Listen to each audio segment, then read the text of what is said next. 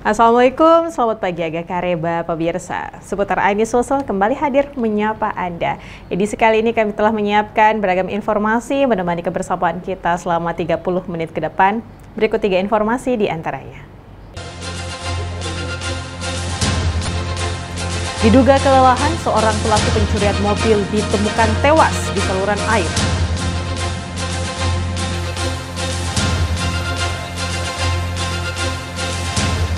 Wali Kota Makassar, Muhammad Ramdan Pomanto, lakukan pengecekan terhadap kondisi unit mobil Tangkasaki.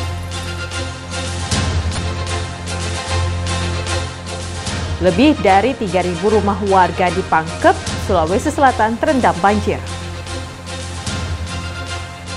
Selain cuplikan tadi, kami juga akan hadirkan informasi lainnya untuk Anda. Bersama saya Nana Jamal, inilah seputar Ainis Sosial selengkapnya.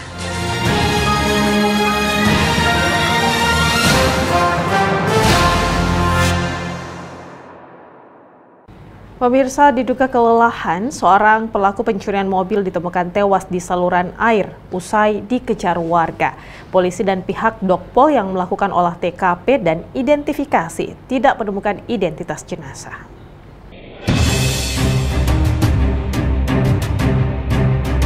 Sesosok mayat terduga pelaku pencurian satu unit mobil ditemukan tewas tergeletak di sebuah selokan di Jalan Sultan Hasanuddin, Kecamatan Tamalate, Kota Makassar.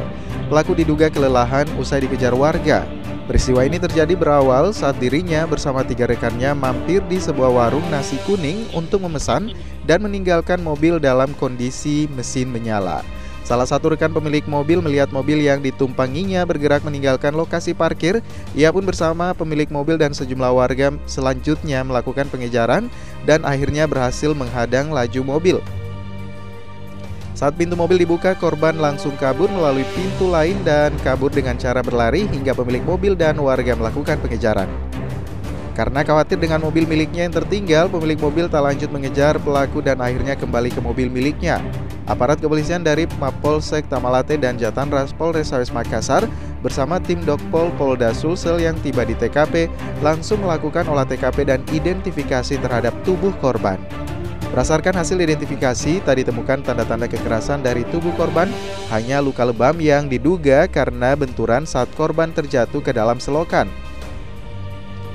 Lari mobil daripada yang punya kendaraan, kemudian dikejar mungkin sekitar setengah atau 500 meter, berhenti. Selanjutnya ini bang, sampai ditemukannya korban tidak bernyawa gimana bang kronologisnya? Menurut informasi korban yang MD sempat lari dari ke sebelah sini, mungkin loncat di got, sementara info seperti itu. Hingga saat ini pihaknya masih melakukan pendalaman terkait kasus ini, sementara korban dievakuasi ke ruang jenazah Dokpol Rumah Sakit Polri Bayangkara Polda Sulsel sambil menunggu pihak keluarga korban untuk mengetahui identitas korban. Dari Kota Makassar, Muhammad Nurbone, iNews melaporkan.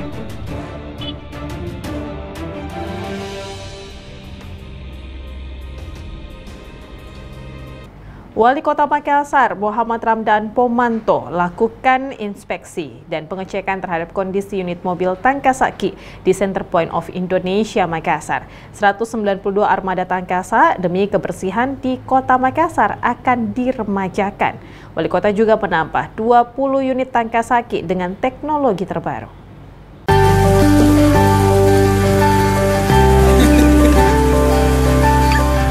Meskipun dalam kondisi hujan deras, Wali Kota Makassar Muhammad Ramdan Pomanto bersama 14 camat serta dinas terkait melakukan pengecekan terhadap kondisi unit mobil Tangkasa di Center Point of Indonesia atau CPI Makassar.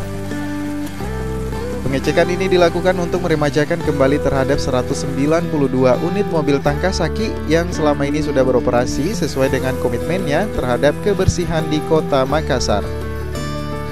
Wali Kota Makassar Dani Pomanto mengatakan sebentar lagi pemerintah Kota Makassar memiliki pengelolaan sampah menjadi energi listrik atau PSEL, di mana sampah dari rumah tangga dan TPA bisa langsung dikelola di area PSEL. PSEL ini membantu pengelolaan sampah agar bisa tertangani dengan baik. Sampah rumah tangga dipilah sesuai dengan jenis sebelum diangkut. Dadi juga menambahkan 20 armada baru Tangkasaki untuk membantu menjawab beberapa keluhan tentang persampahan. Armada ini sudah dilengkapi dengan teknologi hidrolik agar lebih mudah bagi petugas kebersihan dalam menurunkan sampahnya.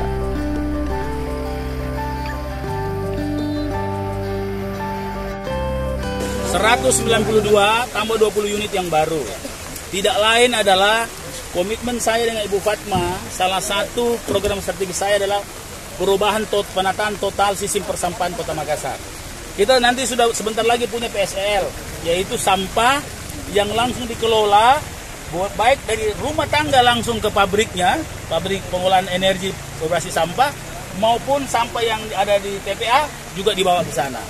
Nah, dalam rangka itulah tentunya kita berharap sampah di Kota Makassar dari rumah dan dari ke tempat-tempat umum itu insya Allah tertangani dengan baik.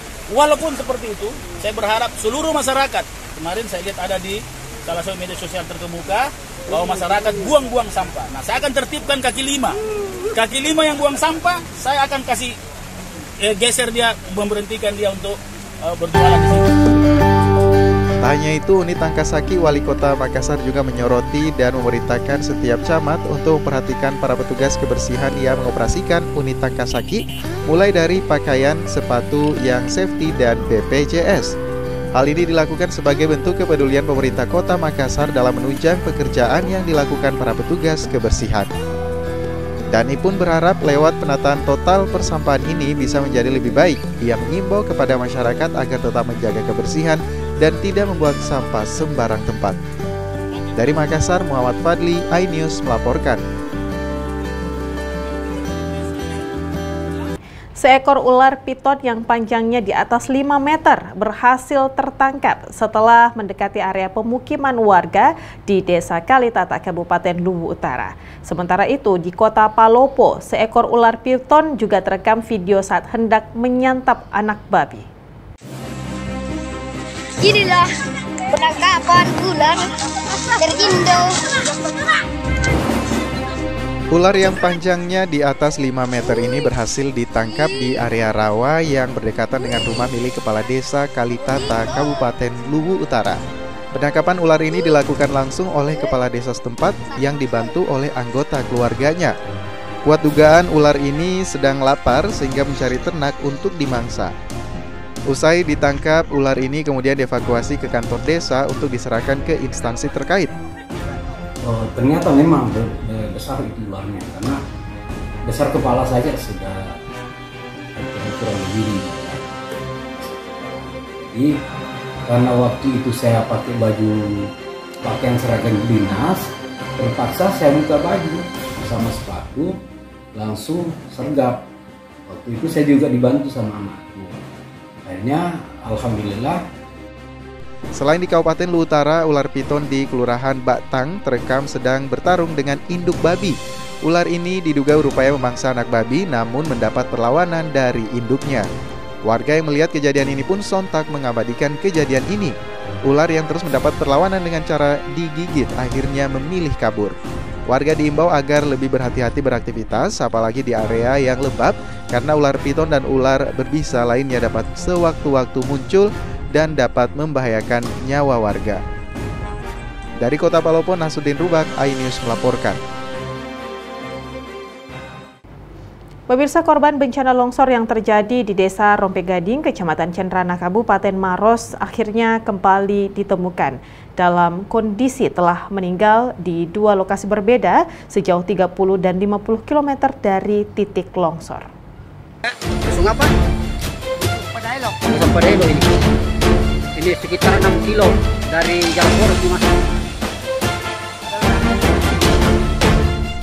Dari rekaman video amatir, warga di Desa Padailo, Kecamatan Malawa, Kabupaten Maros dihebohkan dengan penemuan jasad seorang wanita dalam kondisi tubuh tergeletak di pinggir sungai.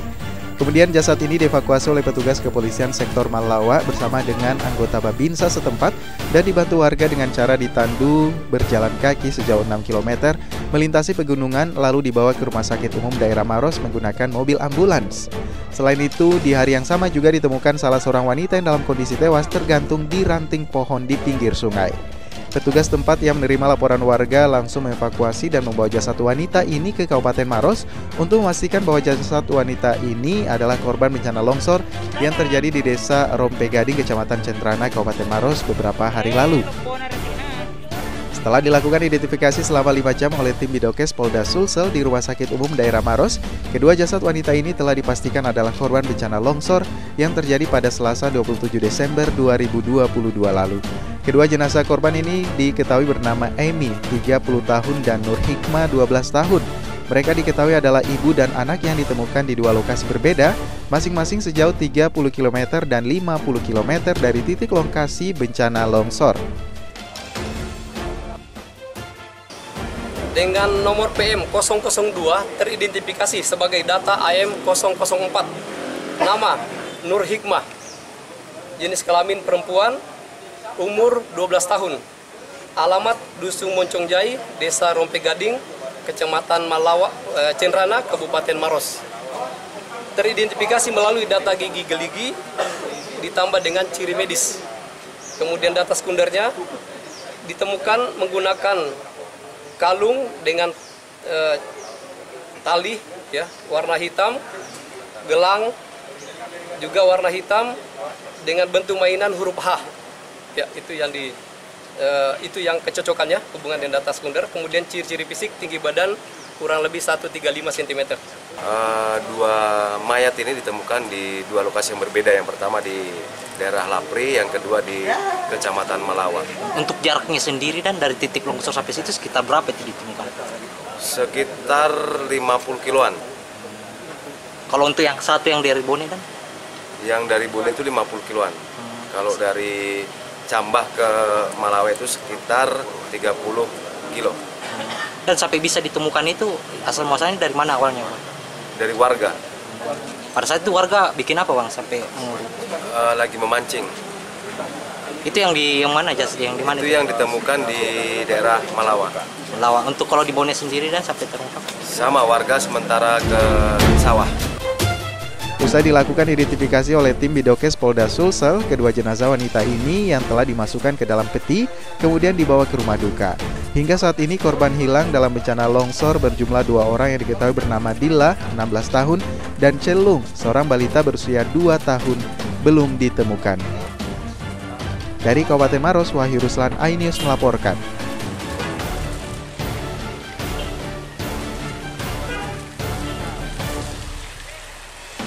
Warga dihebohkan dengan penemuan jasad bayi berjenis kelamin laki-laki yang ditemukan dalam kondisi terkubur di samping rumah warga di Kabupaten Goa. Diduga bayi tersebut sengaja dikubur hidup-hidup sejak 3 hari lalu untuk menutupi aib orang tuanya.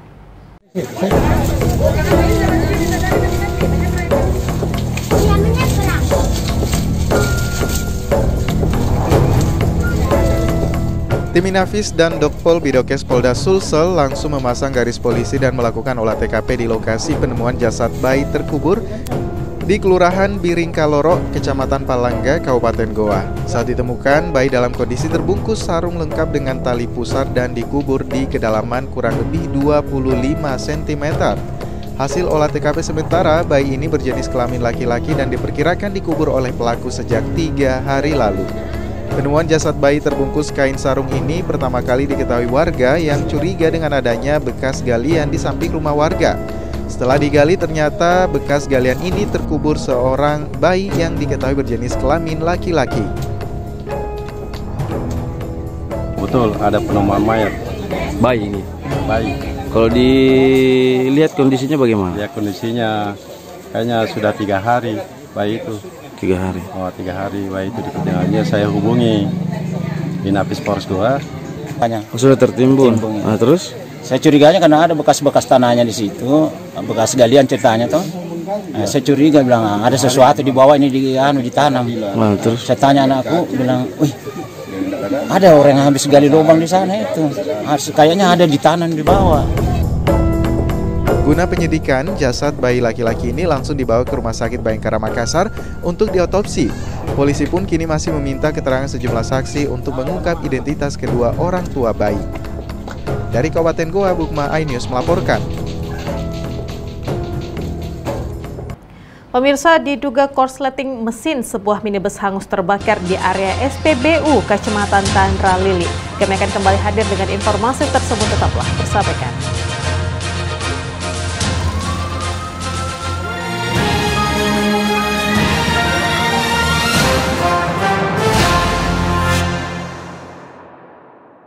Dan cobalah mari kita semua saling menyayangi dan saling berbagi, dan bersama untuk hadapi bencana, kelak sambut pagi dan cerah mentari. Dan cobalah mari kita semua saling menyayangi dan saling berbagi, dan bersama untuk hadapi bencana, kelak sambut pagi dan cerah mentari.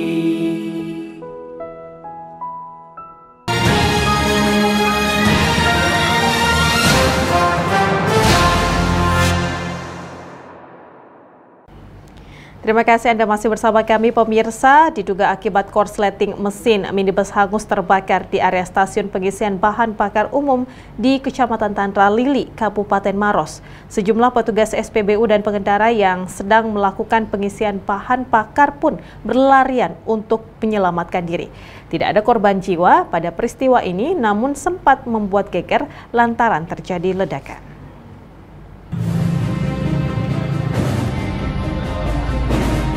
Seperti inilah video amatir yang diabadikan oleh sejumlah warga di sosial media, di mana memperlihatkan kebakaran hebat terjadi di area stasiun pengisian bahan bakar atau SPBU di Jalan Poros Karyangon, Kecamatan Tanra Lili, Kabupaten Maros, Sulawesi Selatan.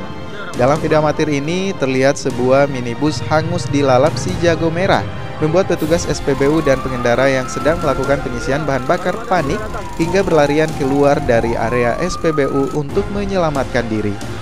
Menerima laporan warga, 4 unit armada pemadam kebakaran Maros dikerahkan untuk memadamkan api yang terus berkobar. Saat api menghanguskan minibus, terjadi beberapa kali ledakan kecil. Beruntung, sang supir berhasil menyelamatkan diri. Diduga sementara penyebab kebakaran akibat korsleting listrik pada mesin kendaraan.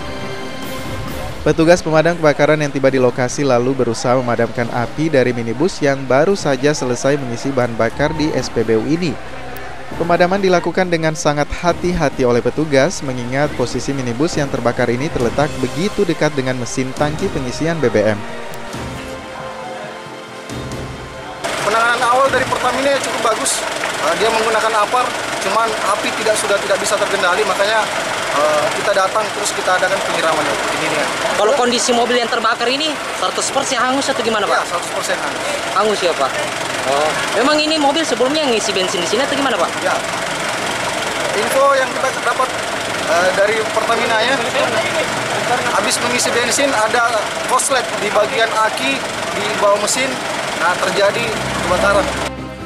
Beruntung kobaran api tidak sampai menyebar ke SPBU dan saat ini kasus kebakaran ditangani oleh Kepolisian Sektor Tanra Lili. Petugas yang berada di lokasi langsung melakukan olah TKP dan memasang garis polisi. Dari Kabupaten Maros, Wahyu Ruslan, iNews melaporkan. Pemirsa, menyusul polemik terkait Pasar Butung, Kepolisian Polda Sulsel memanggil para pihak untuk melakukan rapat koordinasi terkait kisruh di pasar tersebut. Hal ini dilakukan untuk menjaga Kamtibmas dan konflik sosial, menyusul kisruh pengambil alihan pengelolaan Pasar Butung. Kepolisian Polda Sulsel melayangkan surat undangan rapat koordinasi kepada para pihak yang terkait kisruh pengelolaan Pasar Butung. Dalam undangan ini ditujukan kepada Wali Kota Makassar, Kepala Kejaksaan Negeri Makassar, Direksi Perumda Makassar Raya, Ketua Koperasi Bina Duta, dan Kepala Kepolisian Resor Pelabuhan. Hal ini diungkapkan oleh Muryadi selaku kuasa hukum Koperasi Bina Duta sebagai pengelola Pasar Butung. Muryadi juga menambahkan terkait dengan perkara sengketa antara pihak pengurus koperasi yang baru melawan pengurus yang lama, mengungkapkan hingga saat ini belum ada surat keputusan peninjauan kembali atau PK yang diterima dari Pengadilan Negeri terkait dengan hasil keputusan Mahkamah Agung yang isunya dimenangkan oleh pihak penggugat. Polda akan melakukan rapat koordinasi antara KSU Binarita dengan wali kota, kejaksaan negeri, dan PD Pasar. Di awal saya ucapkan terima kasih pada Kapolda yang mau melakukan rapat koordinasi, tidak serta-merta langsung melakukan pengamanan, pengambilan lihat. Sementara kami sudah mempertanyakan ke pengadilan negeri apakah betul putusan ini sudah ada di pengadilan negeri, putusan PK ini sudah ada di pengadilan negeri, belum ada. Karena belum ada, pengadilan negeri juga belum menyampaikan ke kita semua para pihak. Dari Makassar, Tim Liputan iNews melaporkan. Pemirsa, kita ke informasi lain. Partai Gerindra berpeluang memenangkan pemilihan umum di 2024 mendatang di Sulawesi Selatan karena diprediksi akan bersaing ketat dengan Partai Golkar dan Nasdem di Sulawesi Selatan. Sementara partai menengah seperti Partai Perindo dan Partai Gelora di Sulawesi Selatan saat ini juga makin menonjol dan cukup bersaing. Partai Gerindra Sulawesi Selatan di tangan Andi Iwan Darmawan Aras diprediksi akan menjadi ancaman bagi Partai Golkar Sulawesi Selatan di bawah kepemimpinan Taufan Pawe, serta akan bersaing ketat dengan Partai Nasdem Sulawesi Selatan di tangan Rusdi Mase. Hal ini terungkap dalam diskusi politik awal tahun 2023 di Kota Makassar. Menurut pengamat politik, Suwadi Idris Amir mengatakan Partai Gerindra memiliki semua persyaratan untuk memenangkan pemilu dan pilpres tahun 2024 di Sulawesi Selatan. Gerindra ini memiliki semua persyaratan untuk bisa bersaing memenangkan pemilu di Sulawesi Selatan, bahkan memenangkan calon presiden. Persyaratan saya maksud itu adalah memenuhi beberapa hal. Misalnya Gerindra ini memiliki mesin politik yang sangat matang, yang memang dipersiapkan oleh sosok seorang Aiya sebagai ketua Gerindra Sulawesi Selatan. Yang kedua, kekuatan Gerindra adalah karena Aiya ini memiliki kos politik yang cukup untuk bisa dia gerakkan untuk memenangkan mesin politiknya. Ketiga, dia ditopang geopolitik yang sangat strategis. Dia memiliki bupati-bupati yang strategis dan Aiya sendiri memiliki basis yang strategis. Tapi kalau dilihat kontestasi pemilu di 2024, kelihatannya hanya Golkar dengan Nasdem yang menjadi pesaing utamanya. Sementara itu di partai penengah, Partai Perindo lebih menonjol di Sulawesi Selatan. Pasalnya, Perindo telah membuka diri dan merekrut tokoh ulama Muhammadiyah dan Nahdlatul Ulama. Dari Makassar, Tim Liputan iNews melaporkan.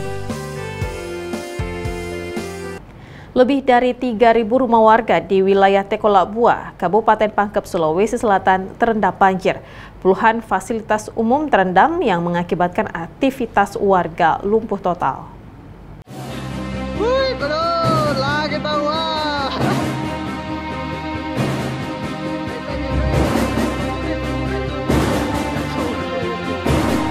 Tak pernah lepas dari bayangan banjir tiap tahunnya. Salah satu kelurahan di Kecamatan Pangkajene, Kabupaten Pangkep, Sulawesi Selatan, merendam seluruh wilayah mulai dari ruas jalan, pemukiman warga, bangunan sekolah, rumah ibadah hingga puluhan hektar sawah. Rata-rata rumah warga setempat memang terbuat dari rumah panggung, namun bagian dapur mereka lebih rendah sudah tergenang air. Debit air yang lebih tinggi dari tahun kemarin membuat para warga kewalahan. Ketinggian banjir saat ini diperkirakan sekitar 1 meter lebih atau setara dengan pinggang orang dewasa. Melihat kondisi yang urgent daripada wilayah lainnya, SAR Pangkep turun langsung untuk membantu arus lalu lintas masyarakat yang ingin melintas atau keluar masuk wilayah Tekolabua.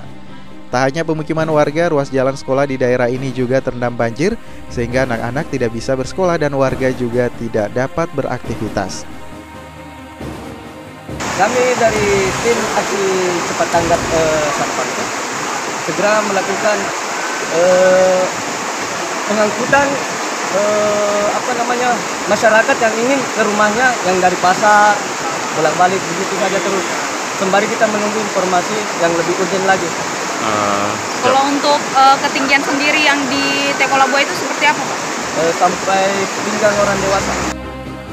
Terdata kurang lebih 3.000 keluarga di kelurahan tersebut tak ada yang terlewatkan oleh rendaman banjir. Aktivitas warga pun lumpuh total.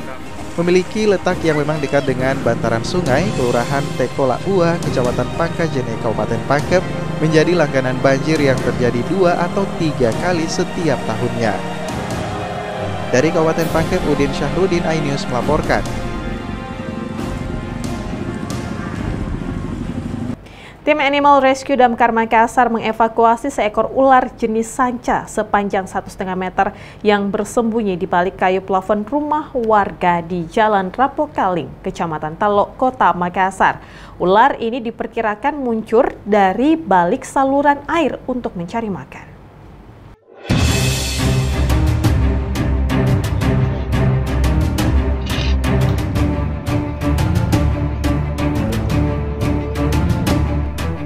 Sejumlah personil tim Animal Rescue Damkar Makassar langsung mengevakuasi seekor ular jenis sanca sepanjang 1,5 meter yang bersembunyi di balik kayu plafon rumah warga di Jalan Rapokaling, Lorong Kita, Kecamatan Talok, Kota Makassar.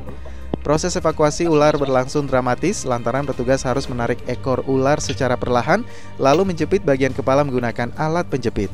Tak hanya itu saja, ular ini juga sempat berontak dan melilitkan badan agar tak terlepas dari genggaman personil Damkar Makassar. Usai dievakuasi, ular sanca dibawa ke Mako Damkar Makassar. Sebelumnya, keberadaan ular sanca yang bersembunyi di balik kayu plafon sempat menghebohkan warga hingga meminta bantuan tim Animal Rescue Damkar Makassar untuk membantu proses evakuasi. Cuaca buruk dan hujan deras yang melanda wilayah Kota Makassar sejak beberapa hari terakhir diduga menjadi pemicu hewan liar seperti ular untuk keluar dari habitatnya mencari makan dan tempat persembunyian baru. Iya, kamu gini.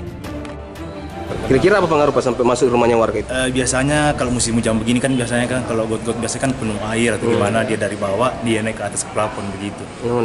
Pak, ini tergolong berbahaya enggak ini ularnya? Sebetulnya tidak berbahaya sih, tapi istilahnya namanya ular, ya bagaimana sih anunya? Warga takut ya? Takut masyarakat takut. Yang hewan-hewan didapat ini apa? Untuk selanjutnya, sementara kita simpan di Mako Damkar dulu, selanjutnya kita serahkan ke BKSDA untuk penanganan selanjutnya. Selanjutnya, ular akan diserahkan ke BKSDA Sulsel untuk dilepas liarkan ke habitat aslinya. Dari Makassar, Yol Yusfin, iNews melaporkan. Ya, pemirsa, informasi tadi menjadi akhir kebersamaan kita dalam program seputar iNews Sulsel edisi hari ini. Tetaplah bersama kami untuk menyaksikan program menarik kami lainnya hanya di RCTI. Saya Nana Jamal, terima kasih telah menyaksikan. Jaga selalu kesehatan Anda dengan tetap mengenakan masker. Sampai jumpa. Salam Aki, tapada salama.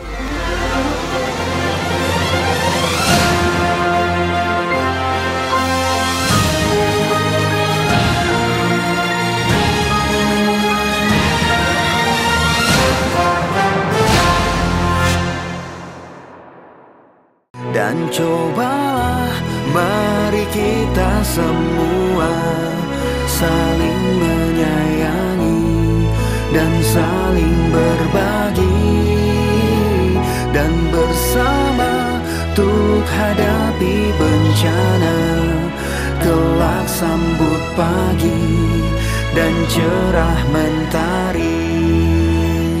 Dan cobalah mari kita semua saling menyayangi dan saling berbagi dan bersama untuk hadapi bencana.